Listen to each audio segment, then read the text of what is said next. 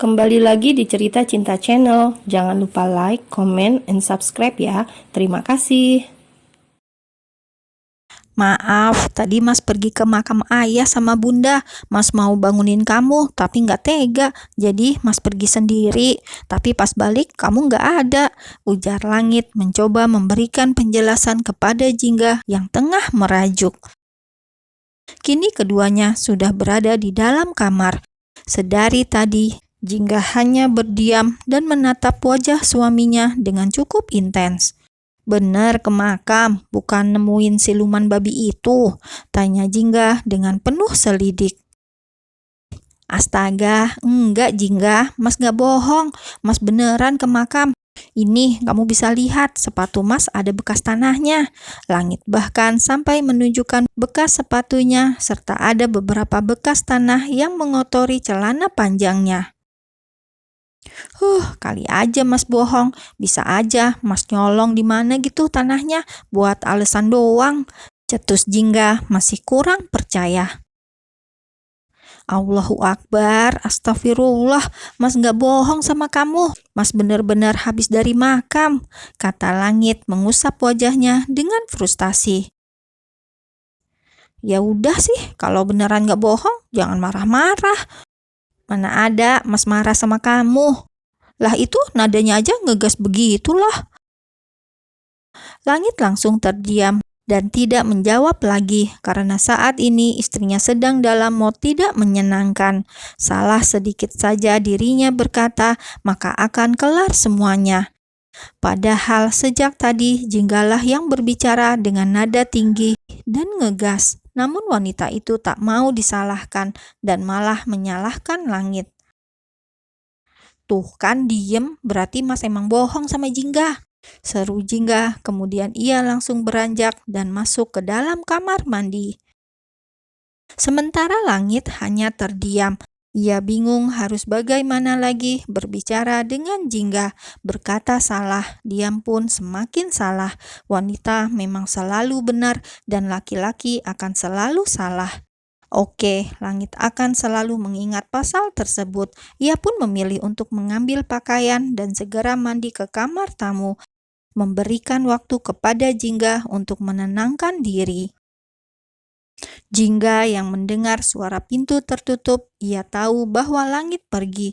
Seketika tangisnya langsung pecah begitu saja.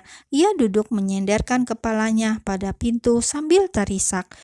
Bayangan demi bayangan tentang beberapa saat yang lalu membuat hatinya kembali terluka. Ya, tadi Jingga datang ke makam. Entah firasat dari mana, Jingga mengira bahwa langit ada di sana.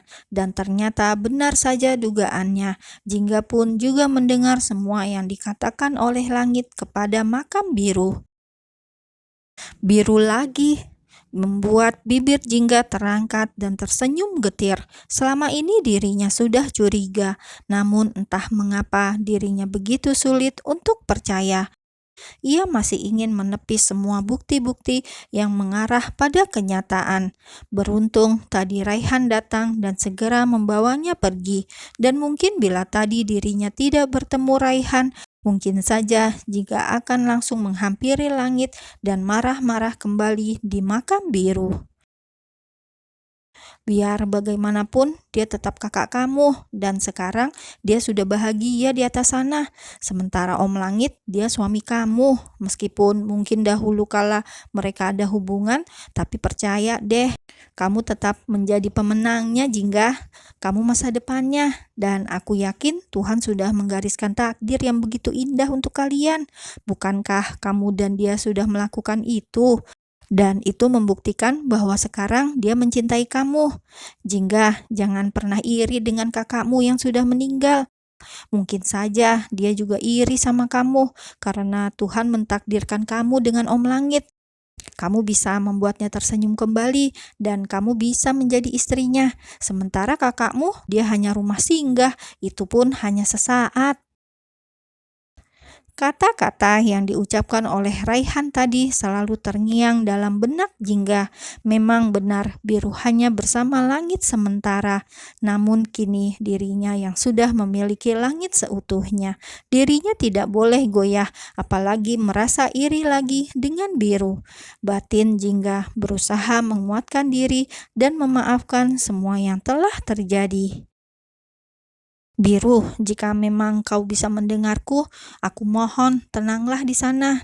Dan jangan usik pikiran Mas Langit lagi. Relakan dia bahagia bersamaku, seperti aku yang merelakan ayah dan bunda lebih memilihmu.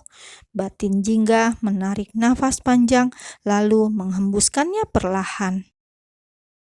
Malam semakin larut, namun kedua pasang mata yang sejak tadi sedang perang dingin itu masih saja terjaga. Keduanya masih saling diam, tidak ada yang membuka suara sama sekali.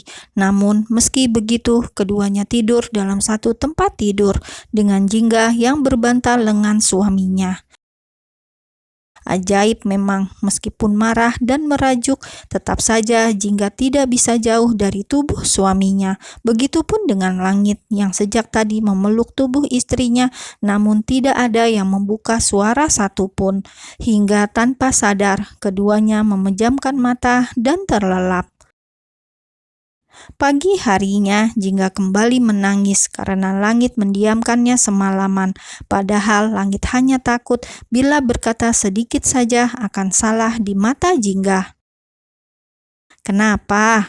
tanya Langit berusaha selembut mungkin. Kini posisi Jingga masih tidur miring dan berbantal lengannya, namun ia sudah mengganti posisi membelakangi Langit. "Mas Langit jahat sama Jingga, gak sayang sama Jingga, gak cinta sama Jingga. Jingga mau pulang, mau ikut ayah sama bunda." "Hei, siapa yang bilang begitu?" Langit pun segera membalik tubuh Jingga, hingga kini menatap ke arahnya.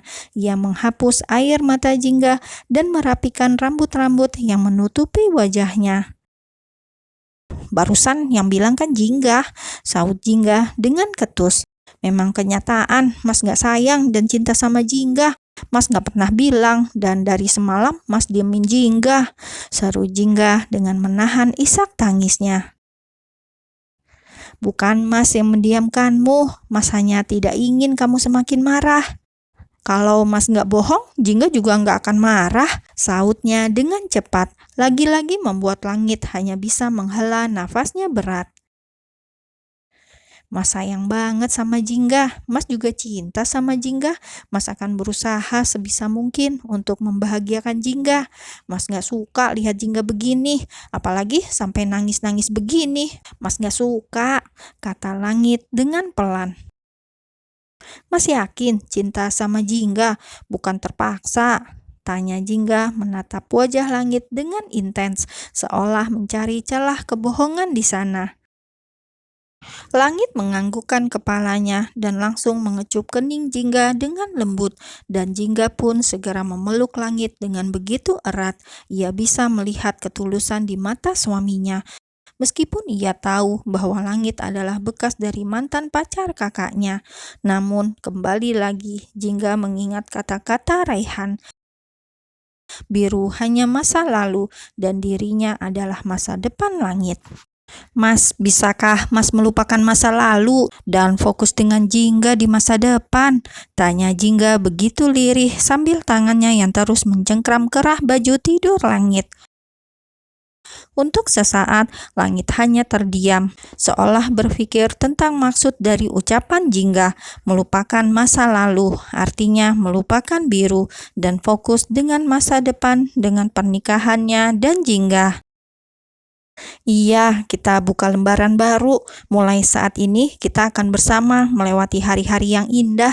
Bila ada masalah atau hal yang membuatmu marah, Mas mohon cepat katakan agar tidak ada kesalahpahaman di antara kita. Jingga sudah dewasa, jadi Mas hanya minta tolong sama Jingga untuk tidak mencerna sesuatu dengan mentah," ucap Langit panjang lebar. Ia hanya ingin mengantisipasi dengan suatu hal yang tidak ia inginkan di kemudian hari.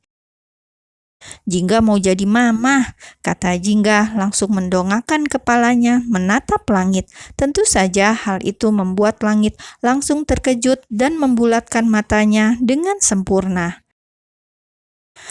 Maksudnya, langit sedikit sulit untuk mencerna ucapan Jingga yang menurutnya sangat ambigu.